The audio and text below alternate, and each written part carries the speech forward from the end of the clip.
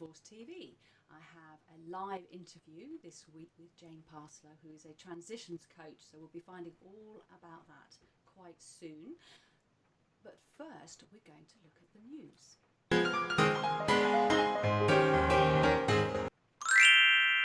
And we're going to start with, I've just got two stories today, because the second one is particularly important for us in the UK. The first one, perhaps less important, but quite interesting. The Mirror reporting on Ewan McGregor. Do you remember him from Trainspotting? He's settled his divorce after his daughter, I don't think there's really a connection here, but only it's just the way the Mirror report it. After his daughter says that his girlfriend is a piece of trash, quote. Ewan McGregor has settled his divorce from Mavrakis after 22 years of marriage. But his eldest daughter is not a big fan of his new girlfriend, Mary Elizabeth Winstead. You can see she's the one on the bottom there in the picture. What have you done to make things easier? This is my question to you for new partners. So it's very sad when children, including adult children, get really upset about the new partners, but it's also quite understandable. And I do think that sometimes we as parents, particularly with the older children, expect them to just sort of get on with it and mind their own business. But it is very, very tough for them. So if you've got any comments about that, successes that you've had in that area, or even disasters, feel free to share them. I've got actually a shared story later on where we're going to hear from a father who I think does a wonderful story about integration, a blended family integration, which I'm looking forward to sharing with you. Last story of today is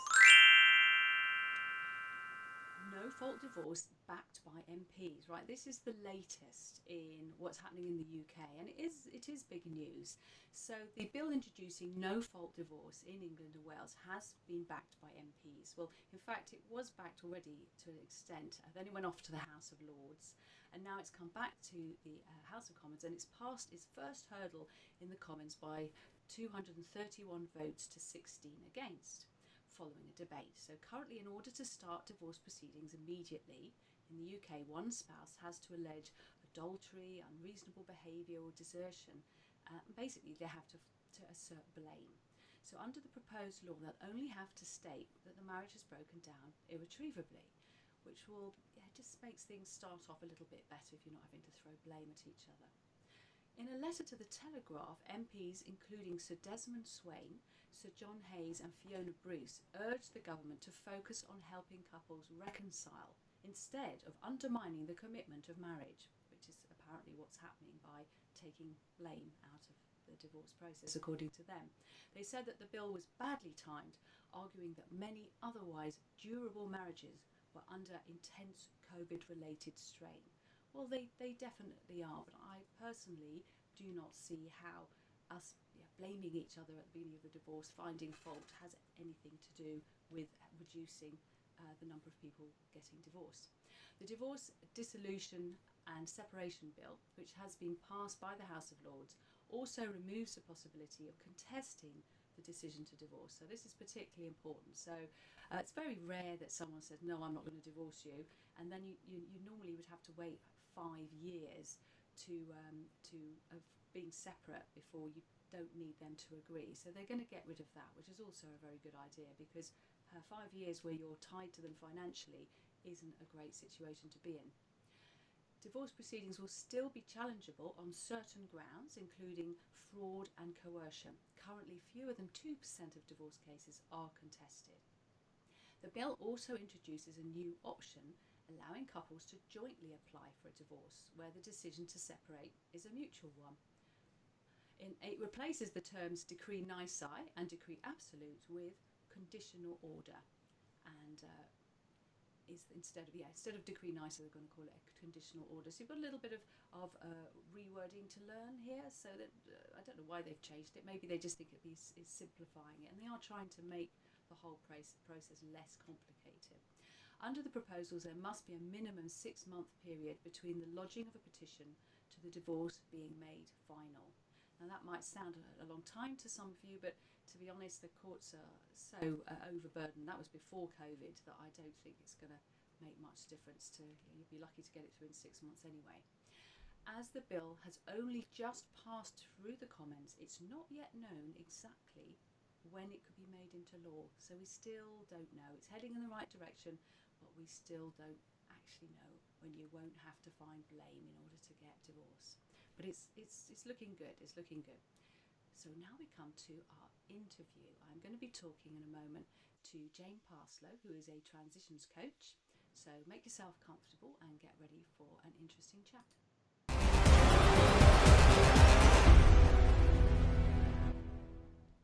Hello, Jane. Welcome.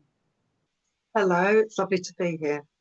Thank you. And to start with, what on earth is a transitions coach? Um, well, I guess most coaching, nearly all coaching, I think, is about change. I talk about transitions as being slightly bigger life changes. So, divorce would be a big example of that.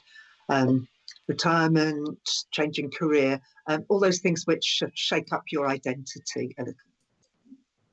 And what made you come into that area of work? Why particularly transitions coaching? Well, my background is project management, so in a corporate environment. But increasingly over the years, really, I got much more interested in the people side of that and how people deal with change. And then when I did some training in that area, oh gosh, 10, 15 years ago, that led me into coaching really as helping people deal with their individual personal change. And what would, if someone was to think, well, do I need coaching? Well, how would they know if they need it at all? If it was, especially in a divorce scenario? Um, Generally, I talk about people being stuck. So if people talk a lot about making some sort of change in their life but don't then do anything about it, coaching is a great impetus for that, if you like, because it would be looking at the obstacles to change, what motivation is needed, whether you've got a clear enough goal. In the divorce situation, I think there's several places where coaching can be useful. First of all, I think in terms of looking at the longer term, it's very easy to get really bogged down in the detail of the process, the emotions, worry about the future. And I like to help people kind of step back from that a bit and look further ahead, so that there's some sort of hope that they're going to come out the other side, that the divorce will become a distant memory eventually. But they need to be really clear about the life they're heading for, I think, to have some sort of optimism about that. And coaching is also a great way of getting some clarity and structuring that thinking about your future. So it can be really useful before you go to mediation, for example, or before you have detailed conversations with your lawyer about what you want. It's clear for you to, it helps for you to be clear about that so you can clearly instruct them as to your issues. Because basically, if you're psychologically, emotionally all over the place and you're frightened, you're not going to make much sense, and you're probably not going to make the best decisions, are you? One of the ways I often encourage people to use coaching is to look beyond the divorce, because they don't. They're totally stuck on that in the initial process, and don't have a vision for their future, which is an exciting thing to have, even though it can seem a bit daunting for them at the time. So what are the real outcomes for people who work with a coach through divorce? What kind of differences will they find that someone who perhaps doesn't bother? Well, I think, as you said, that the emotional turmoil is an interesting aspect. So, a lot of people just really value having some time, an hour at a time, just to sit back and reflect on what's happening, have an opportunity to talk through some of the things that are happening. And I think it helps to have someone who isn't your friend at that point. I don't mean that I'm unfriendly, but our friends kind of take our side and join us sometimes in all that turmoil. Whereas a coach's job is to sit back from that and give you some objective feedback and help guide you out of all those emotions. So coaching is very much a conversation. I would hear what you're saying, feedback about some of the patterns I'm noticing, some of the emotions that are coming through, um, and help you kind of get that a bit more organized in your mind so that the emotions inform what you're doing and the actions you're going to take, but they don't take over. So I think people like that time to reflect, and just have a different perspective. So I usually invite people in coaching, just to look at it from a different point of view. As I've said, step back or step into the shoes of the other person, step into their future sometimes. And as I say, get that different perspective. And so look at the thing from 360 degrees rather than trying to see one single path through the process. And stop banging their heads against a brick wall, find ways, different ways of Yes. dealing. There's a QR code which you can't see, but everyone else here can. So I just want people to know that if they hold their phone up to that on camera, a little web page, a little Calendly link should appear, shouldn't it? If you can tell them what will happen next. Well, that will take them to my calendar where they can book an appointment for an introductory session. It will show up as an hour. It's usually about 45 minutes, but I like to allow a bit of extra time.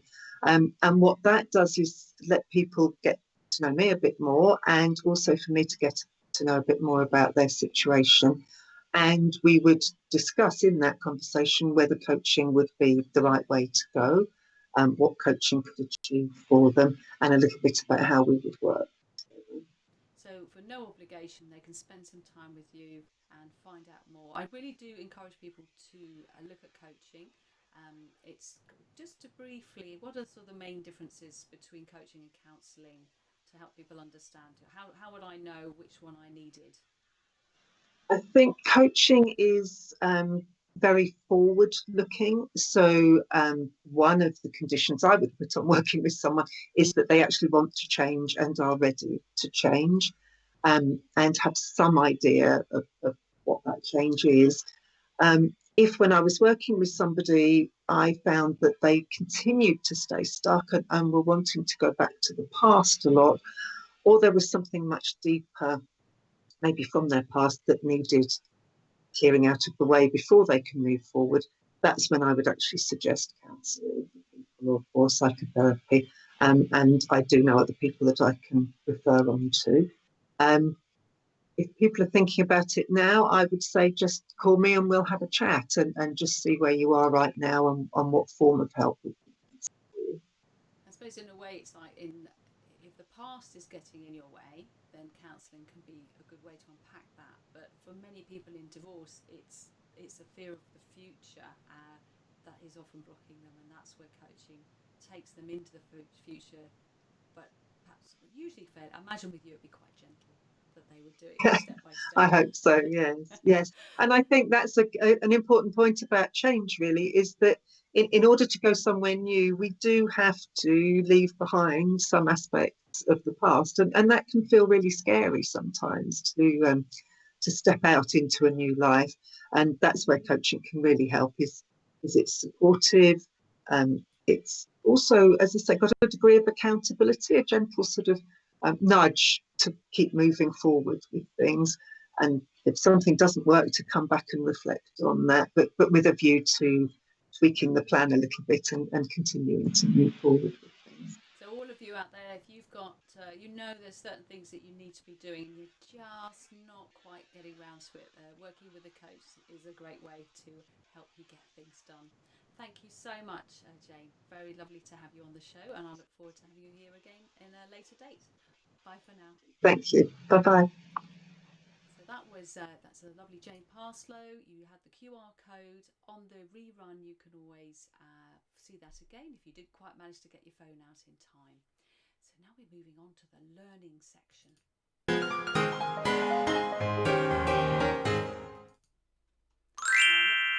Our lesson always takes me by surprise, those noises. The lesson content today is I'm going to do this in two parts because it's a good chunk. This again is from the divorce masterclass, divorce discovery voyage. The QR code there, the nice pretty red one, will take you there, and you can still keeping that initial section open for free for anybody who wants to access it. Particularly useful for people at the early stages, or they're checking out how it's all going to work for them. So we're going to talk about divorce first aid again. This is the sticky tape and scissors part. And in this part one, we're going to look at things like the right tools that you need, the price of ignorance and harm to the children. And we will be going on perhaps next week more into parental conflict and what you can do to help reduce that. P.J. O'Rourke once stated, "Children must be considered in divorce, considered valuable pawns in the nasty legal and financial contest that is about to ensue." That's a bit of a grim quote, but unfortunately that is what often can happen. Half of all American children will witness the breakup of a parent's marriage. Of these, close to half will also see the breakup of a parent's second marriage. It's estimated that 1 in 3 children in the UK will experience parental separation before the age of 16. In 2009, the number of UK children affected by divorce was estimated at 100,000. 40% of children growing up in America today are being raised without their fathers, and in the UK, 1 million children are growing up without a father in their lives. Compared to children from homes disrupted by death, children from divorced homes have more psychological problems.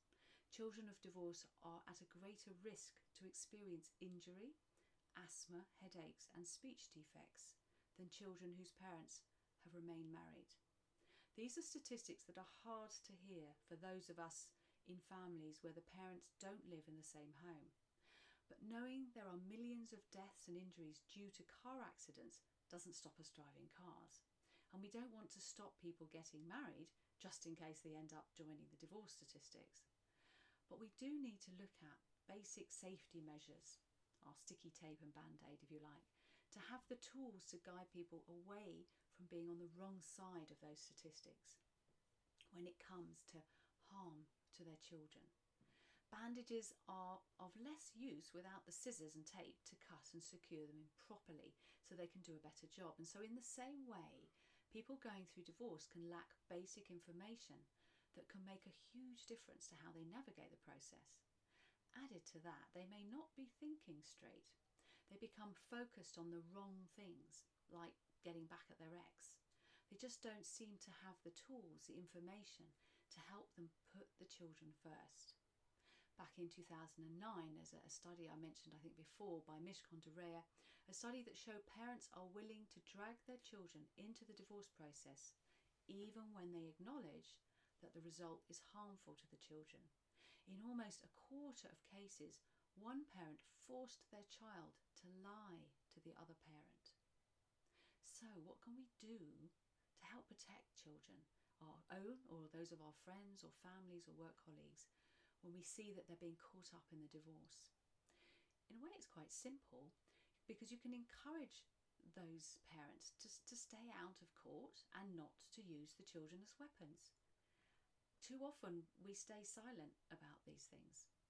But surely there must be a strange assumption, and I've talked about this in the past, I talked about it in my TEDx, that what we see as normal, a lot of people think that an angry adversarial divorce is normal, and that's not a good starting point, is it? So in a survey commissioned by the Family Law Association resolution in August back in 2012, 45% of respondents thought that most divorces involve a visit to court.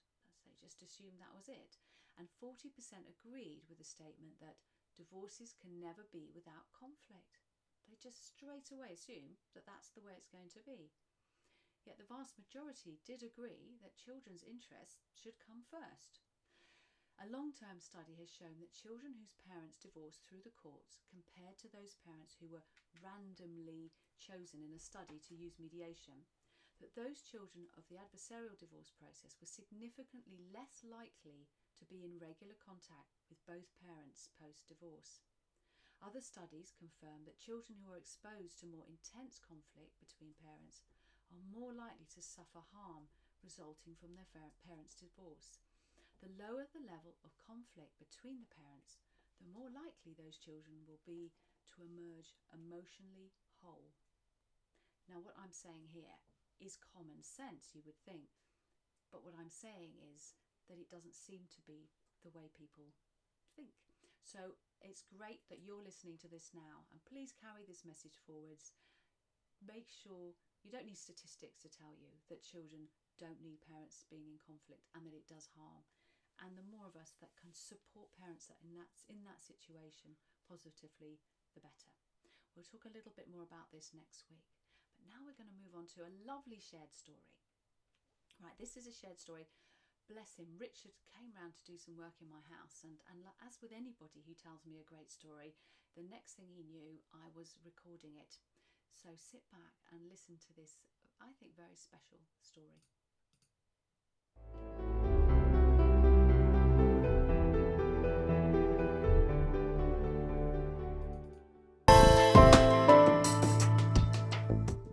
The key for me was that my daughter didn't grow up in a household where she had a stepdad. I had a stepdad. He wasn't the greatest guy, I'm not going to lie about that, but I just didn't want her to have the same type of environment. So when she sits down and she's having a conversation with her friends, she goes, "Oh, I did this with Dad," or "I did that with Dad," and then "I did this with Dad," and then they're going, what Dad? What? So, "Oh, my dad's picking me up," but that's not your dad. No, that's my dad. No, but he's my dad as well. And they didn't get it, but for her, completely normal. And in the end, they thought, oh, okay. So they didn't think anything of it either, because she never had an issue with it. Basically, I separated from her mum when my daughter was 2.5, and we separated because we just agreed it was the best thing to do.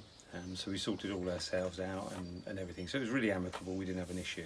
My daughter went to live obviously with her mum, it's the most sensible thing. We shared custody. So we had a really good sort of like relationship going forward with my daughter, because my daughter was the bit that was important. When obviously my ex then met her now husband, she had a choice of two actually. I think we used to laugh about it because they were both called Steve. But it was quite funny, and we had that type of relationship that we could talk openly about stuff and whatever, which was great. My ex-wife was aware that I had a stepdad and I didn't have the greatest relationship growing up, because he was fine with me until my brother came along, and then we all got treated completely separately, differently, different rules, different allowances, different everything. So naturally I kicked back about that. So when it got to the situation I found myself in, I either take the viewpoint that I do something and take a little bit on the chin myself in the hopes that that's going to, and it's a gamble, in the hopes that it's going to make my daughter's life, which was the only concern I really had, but it meant that she grew up in an environment that was free of any animosity one way or the other, and that was the key.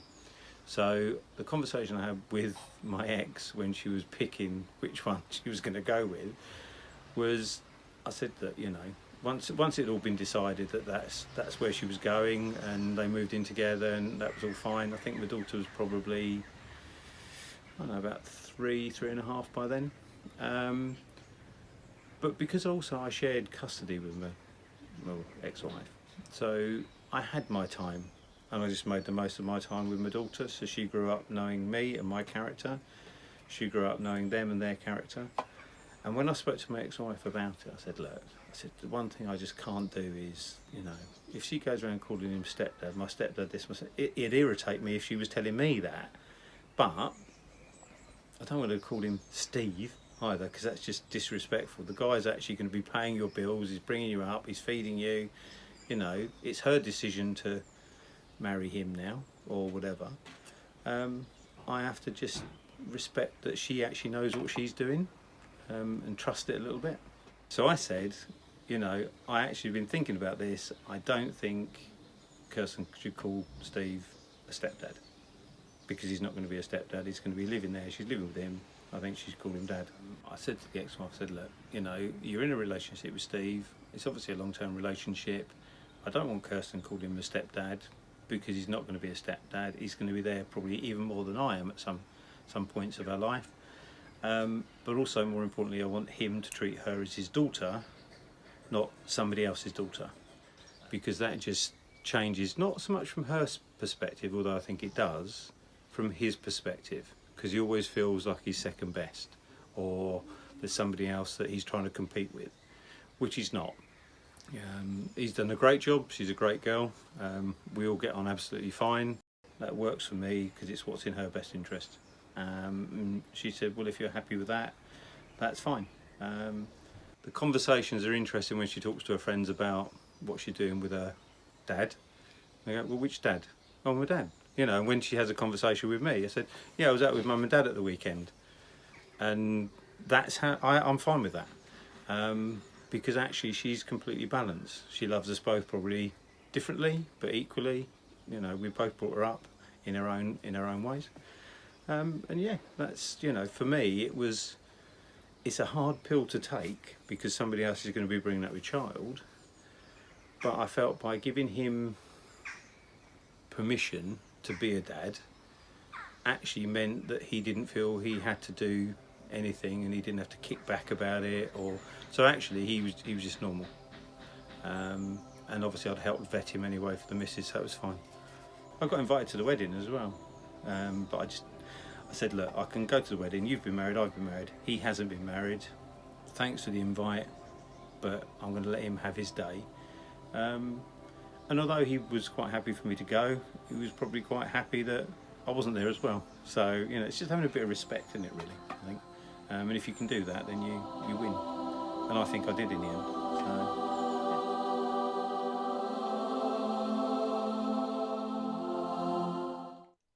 Oh, I love that story. If you have, it doesn't have to be a happy ending story, but a story that's useful for people to hear. And for me, that's so powerful, particularly about what we were just talking about earlier, this idea that divorce has to be difficult and that's just natural. It isn't natural, it isn't normal, but it does take a certain amount of courage and evolved behaviour to change that. So if you want to share your story, you can contact me. I can record you through Skype, or you're welcome to video yourself and send it in.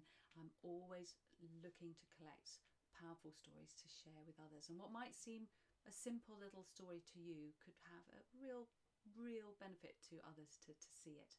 But please don't interview people and then send something in and not tell them that it's going to be broadcast all over the internet. So do send me your full permission as well if you do send something in.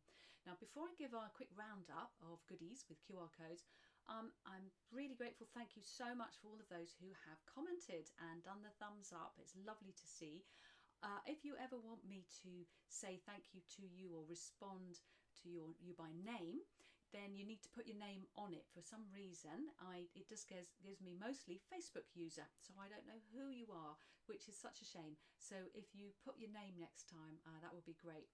However, there was one person, Bob Eckert, who has put it. His name does come up, and Bob says something interesting. He says the best way to avoid divorce is to marry the right person. So I would like to invite you, Bob, to share with us at some point. Maybe we can see it in your comments later, how you do that, and if you've managed to do it, what was your trick, because I'm sure we'd all love to know.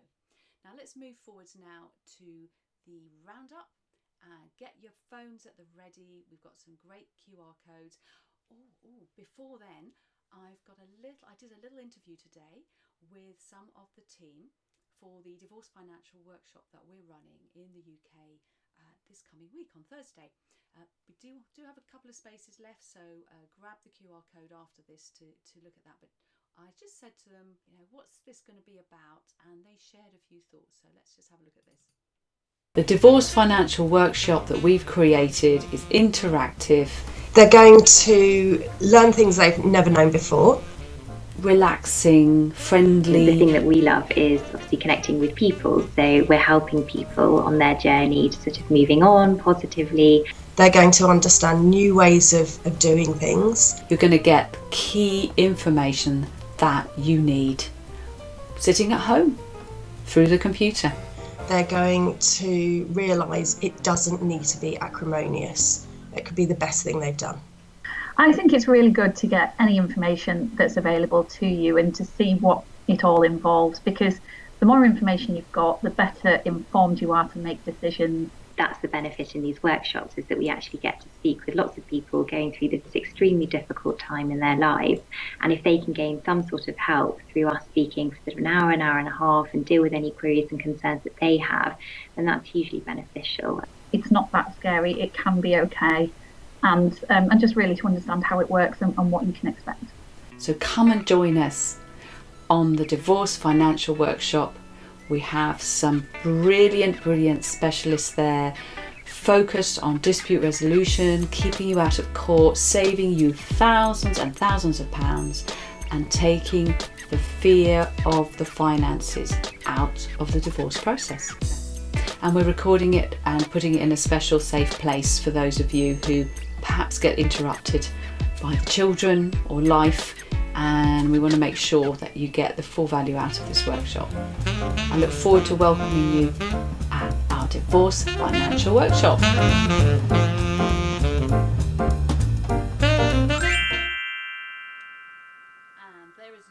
Code. If you grab that now, we do have a few spaces. We're not going to do too many spaces because it's very interactive and we want people to be able to join in and ask questions.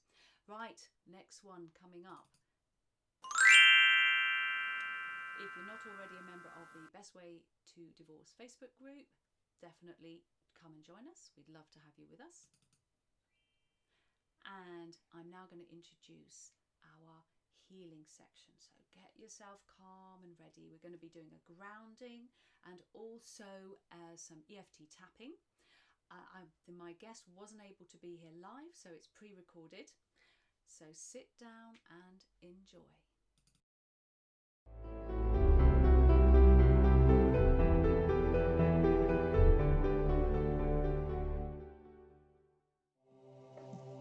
Thank you for having me. My name is Lauren Rosenberg and I'm a fear and phobia relief expert, and I help children and adults with their emotional state, getting rid of their fear, so that fear of flying, fear of lift, anything that comes up that disrupts the mental state. I will help restoring the calm and the peace in their mind.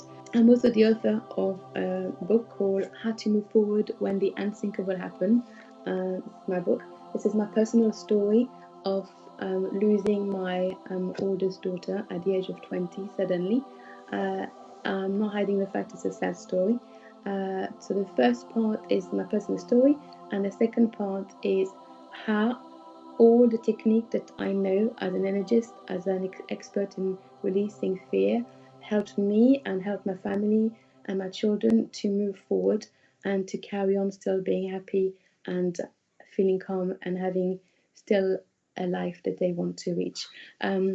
This is why I wrote the book, is to tell everyone out there that there is a way, even when anything happens out of the blue, unthinkable, as bad and as dark as it is, there is a way that you can actually move forward. I always tell everyone, there's always a switch that you can turn the light on.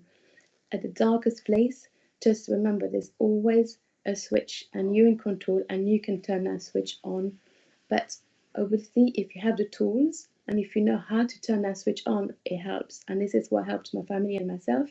And this is what pushed me to share all the techniques that I use in my clinic, in my book. I would like today to share 2 ways of helping you.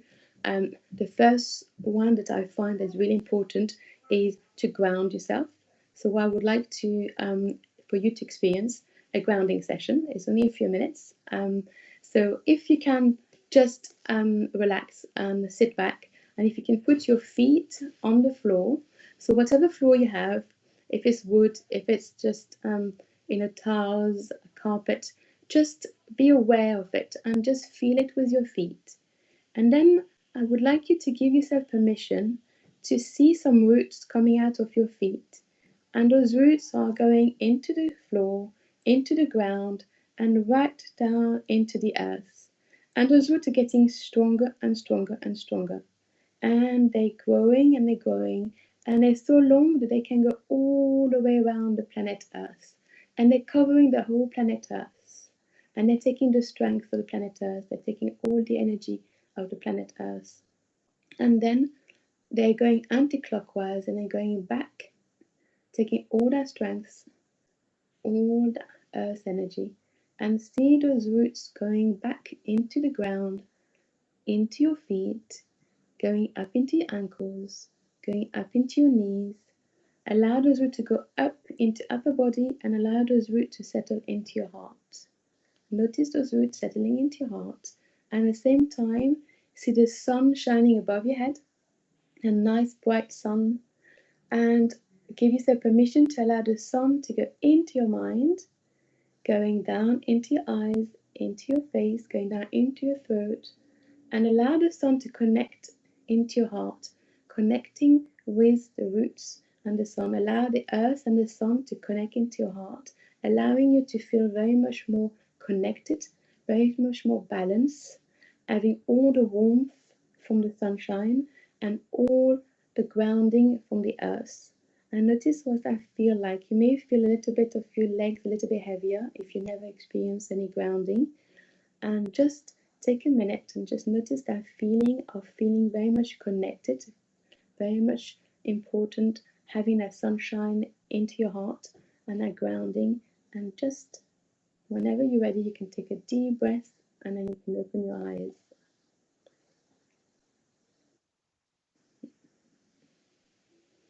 So when we've never done any grounding, sometimes we can feel a little bit of heavy legs. Don't worry, it will go very quickly.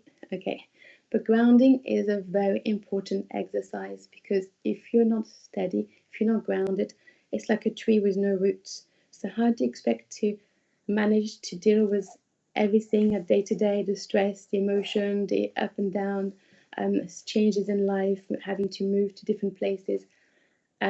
It will be even more difficult. It will be overwhelmed. You may not even sleep at night.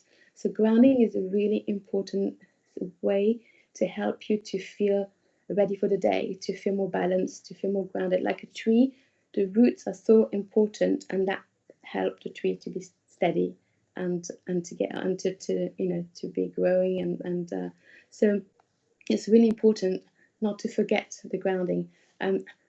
Starting a session with a grounding can make a big difference in the session. If I find sometimes some people don't, you can muscle test the grounding. You can test if somebody is grounded or not. But it's always good to still do it, just to make sure that the session is used to the fully. It's a bit like a boat with an anchor. We want to make sure that there's an anchor so you can be ready, and whatever you have to deal with, you have the tools to be able to face it. So you're actually feeling you're feeling stronger. Another way that you can actually help yourself is a practical tool which is called EFT, Emotional Freedom Technique, and you can use it at any time, because we always have our fingers with us, and our fingers, like I said to children when I run the children class, our fingers are magical, and they're always with us. And whenever you feel upset or angry, you can use your fingers, and I'm going to show you the pressure points, where they are, and how we can use it in order to restore your calm, in order to restore your peace. And then you can even put happiness and whatever feeling you want to feel more of. So the way to do it is, imagine a scale -10 to +10, and measure how much calm you have right now. So obviously, if it's in the minus, it will take longer to get to the plus. But it doesn't matter, whatever it is. If it's -6, just write it down on a piece of paper. If it's 0, if it's +2. If you're not sure, you can imagine that you have a battery, and how much power would that battery have? How much calm would that battery have? If you find it hard, some people find it hard to measure it on a scale. And then ask yourself, what is it that I really need right now? So I'm going to give you an example. I'm going to use calm to show you how it works. But you can use any words, any positive words, and you will ask your question. This is the situation. What do I need right now in order to be able to go through this? So let's imagine you need calm. Okay. So what you do, you put your 2 hands on your chest and you take a deep breath through your nose. And we're going to do that 3 times. So we're doing one more time. And out. And then again, deep breath and out. And then we're just going to say the word calm, calm, calm. I choose to have more calm in my body. To have more calm in my body. Calm is safe for me to receive. I deserve calm. Calm is my friend. Calm is my best friend. And then So what you're doing, you're actually announcing what you want to put more into your mind and in your body. And then I'm going to show you the pressure points, which is like acupuncture without needles, which is great because you don't need needles and you have your hands all the time. So the first point is the top of your head, and what you're going to say is calm, more calm, lots more calm. And then we'll go on the next point. This is right in the middle of your front head. More calm, lots more calm, so much more calm. And then there's a point right in the middle of your front head, between your eyes. More calm, lots more calm, so much more calm. So it's better if you can say the word loud, but if you're a place and you can't, just you can say it in your mind. Then the next point is right next to the eye, and you say more calm, lots more calm, so much more calm. Then underneath the eye, more calm, lots more calm, so much more calm. And then we go underneath your nose, more calm, lots more calm, so much more calm. Then underneath your mouth, more calm, lots more calm, so much more calm. And then you have your collarbone, and underneath your collarbone you have a point, and we're going to tap and we say more calm, lots more calm, so much more calm. Now underneath the collarbone, there is a point where usually it's soft, but if you're under extreme pressure, that point can be quite hard and a little bit sore when you touch it. If that's the case, what you can do is rub that sore point, and as you rub it, you will feel a release, and when you tap it again, it won't hurt as much. So what you're doing is all the stress and anxiety that creates a little knot and it feels tight. And that point, you can just literally rub it and it will release some of the stress. Emotions are energy in motions, and if an emotion is trapped in the body, it will create stress and anxiety or pain. So what we're doing at the moment by doing the tapping, we're releasing any energy, any emotion block in the body. So any energy that's blocked, we're going to release it now. And at the same time, we're putting what's missing. So we want to put more calm in our mind and our body. So once you've done that, once you've checked that, we're going to tap, say, more calm, lots more calm, so much more calm.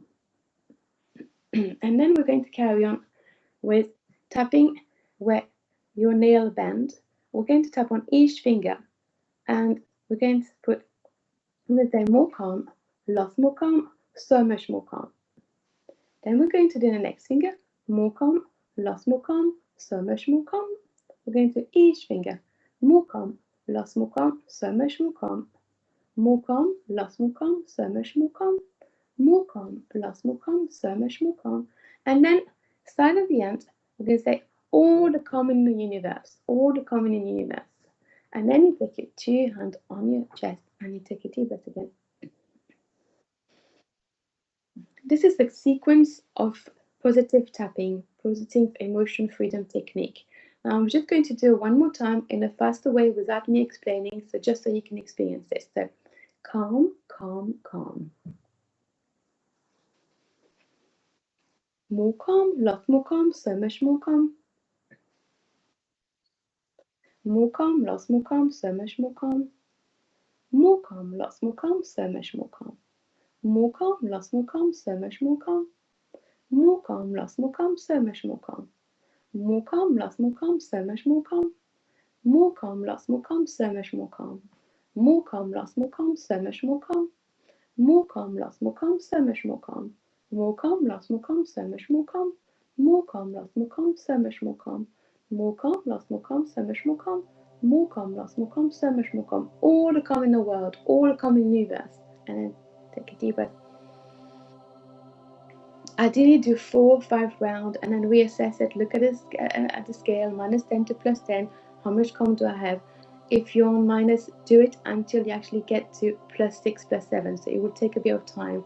Once you're on the plus side, it will react faster and you will feel more calm. If you're on 0, then you need to do a few rounds and it will go higher. If you are +6 and +7, don't stop until you can actually feel even +9, +10. Don't stop yourself. And I hope that you really enjoyed it, and I'm looking forward to helping you. Thank you for having me.